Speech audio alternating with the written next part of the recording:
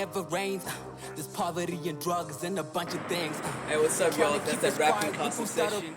Three CapiTalk 100.4 FM with Steve Harari's Heartbeat, and you're listening to the deluxe edition. You're hanging out with Miss Saviors, the secret ingredient, and I am hanging out with one Cairo K, and he's just letting us in on his personal life as well as taking us on this musical journey that he's embarked on.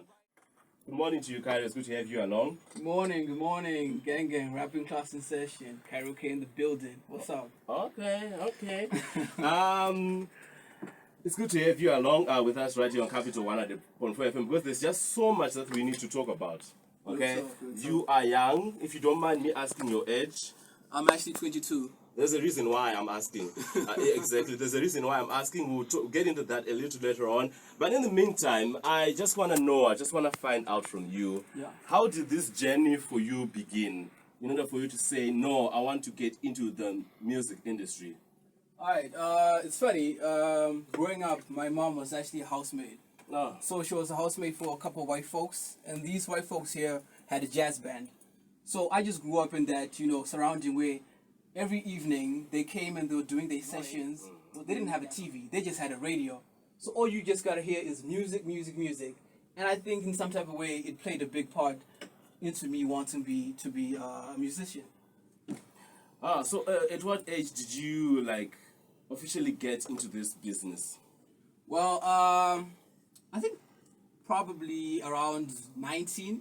I was like, okay, you know what? I want to take this. I want to build something out of it. Take it probably as a career choice, yeah.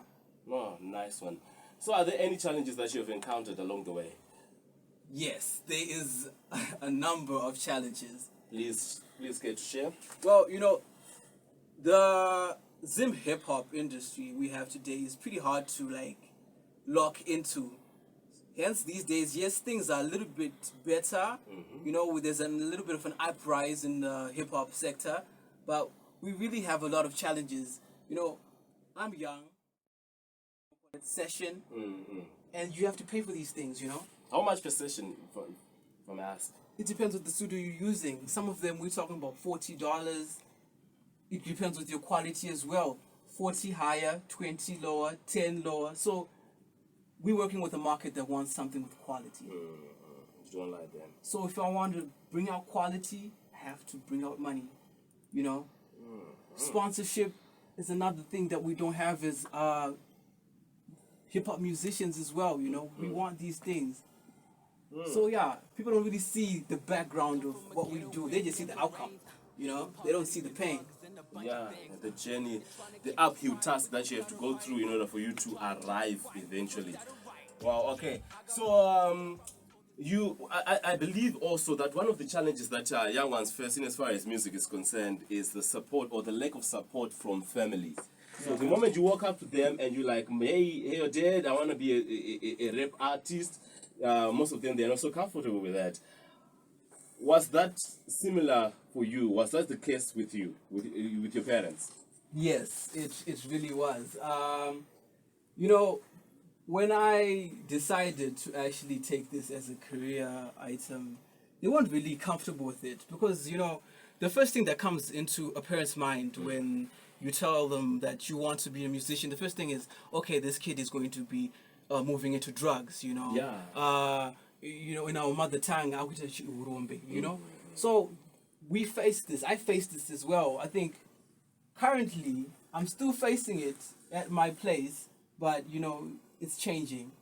With moves like I'm doing these days, especially this year, it's changing. They can see that, okay, it's going somewhere, I did a show. I was invited to this other show. And when I went home, I was like, hey, Mom, this is my $20 off my show. And I was like, oh, so it actually pays off. I'm like, yeah, Mom. Support me through this and let's see what happens. So, yeah, I mean, I guess it comes from a good place because they, like you said, they are afraid that you might venture into drugs and, those kind of things. So, yeah, I guess I understand where they're coming from. So, when we come back, we're going to take a short break. When we come back, we're going to drop one of the tracks that you have shared with us. And then we are going to find out if one can actually make a career out of music. Ladies and gentlemen, we have Cairo in the building, and he's a upcoming hip-hop artist You can show him love on our WhatsApp number 0719-100404. So you tell me you're 22, Yes. and I see kids of your age. They're doing the most out there in as far as drugs are concerned, crime is concerned, and all that kind of vice out there that they are getting into. How did you manage to stay off that? Well, that is, if you've never been into that. Well, coming from a place where I come from, Norton, you know, shout out Norton. You see this every day. You know, you grow up with it, and you are hit with the question: is like, do you want this? Never rains. There's poverty and drugs and a bunch of things. They're trying to keep us quiet. We gon' start. Well, to be honest with you, I think that really depends on you as an individual, how you think and what you see around you, and believing in God, you know, keeping God close to you. If you keep God close to you, you'll be fine, you'll be straight. And just believe in something. Believe something besides the drugs, you know. And let's go, let's get it. The guy says believe in something. So talking about believing, most parents do not believe that someone can actually make a fine career out of music. Yes. Okay, they know that there are artists like Oliver Mtukudzi, Ja Fraser, who have done well for themselves in the music industry, but they feel that it's just those few. Is there an opportunity for young ones out there to actually make music their career? Yes, yes. We are moving with the times. I remember a couple of weeks ago, I was talking to this other guy, talking about how people like, what's his name, Pro Beats are making money off their music. They're using platforms like WhatsApp, you know? They're like, you pass through your money through your EcoCash, right? Then you just get your song back. And we're moving with the times as well. We're moving into Spotify. Spotify is allowed in Zimbabwe, I'm sure by now. Yes. You can get paid off that, you know? So yeah, times are moving, times are changing, and we can make a living out of it. Yeah. Yeah. Depression be killing me slowly. I'm on my side, but I'm lonely. Death is a calling, stop calling. This life is so ruthless, I'm calling. Got pain on my heart, is scorching. I'm searching for love and affection. This life is so pointless. That is Cairo, okay, there for you with Letting Go, and I have the privilege to hang out with him this morning on the deluxe edition. Young man, that stuff is too deep for your edge. I mean, where do you get the inspiration to write stuff like that? I don't know. I just keep it real. You know, like on this song, Letting Go here. I was deep in my feelings. You know, I was going through a very, very dark stage in my life. You know, where you realize that things is dark when you start thinking about suicide. You know, that's when you start realizing, okay, now this is getting serious. You know, it was a really dark phase in my life. You know, and the only way I found to heal was by actually letting it off my chest and just rapping about it, letting someone hear it. Even if it's 3 people listening to my stuff, it's fine. I just want to put it out there, you know. And from then I've healed from that time phase. But yeah, you know, it was touching. Yeah. Sorry, I don't read the Bible. I'm sorry, I'm too suicidal. I'm sick of this life, so goodbye though. As a musician right now, I actually have a crew that I move with. So we actually give chances, like to like suggestions on what I should make. You know, sometimes when we want to address a certain issue that is going on, we sit down about it, list out like headings of what we want to express through a song.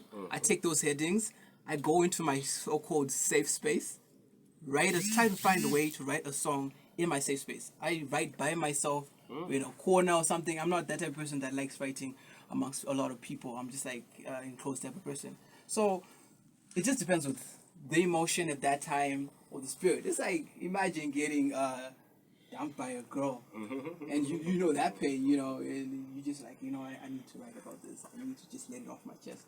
But yeah, something like that. Check the time, please don't waste my time. I'm growing up, I'm switching up, I'm in my prime. I'm thinking like a pro, I'll bet Einstein. I'm thinking like a pro, I'll bet Einstein. You can express yourself on a way deeper level than you can when you're doing like R&B or gospel. Gospel is limiting you to God. You know, R&B, you know R&B. You got the Trevors and stuff, you know. With rap music, you can express yourself on a deeper level, you know. I have people that look at me.